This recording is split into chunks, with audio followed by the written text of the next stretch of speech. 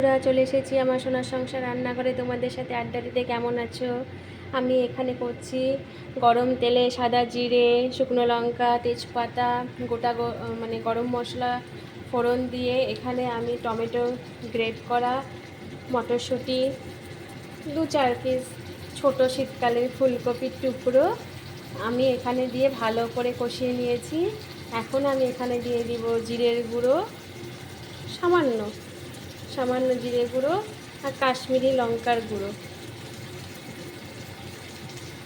এটা দিয়ে ভালো করে নাড়াচাড়া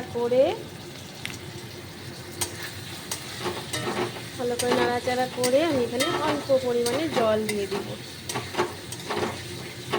তোমরা যেরকম লঙ্কা খেতে চাও সেরকম ঝাল দিবে। আমি 2টো লঙ্কা দিয়েছি, কাঁচা লঙ্কা।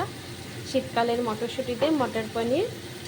এখানে আমি সামান্য পরিমাণে জল দিব। আমার এই রান্নাটা ভালো করে কষিয়ে নিয়েছি, হয়ে গেছে। ভালো লাগলে কমেন্ট, সাবস্ক্রাইব তোমরা করো আমাকে, ঠিক আছে? নামানোর আগে আমি অবশ্যই গরম মশলার গুঁড়ো ওপর থেকে ছড়িয়ে দেব। তো তোমরাও এরকমভাবেই করো, ঠিক আছে? গরম মশলার গুঁড়ো কিন্তু অবশ্যই দিবে, আর চাইলে তোমরা ঘিও দিতে পারো, যেটা আমি অল্প বিস্তর সামান্য পরিমাণে দিব। শীতকালে না দিলে ভালো লাগে না তো, বলো?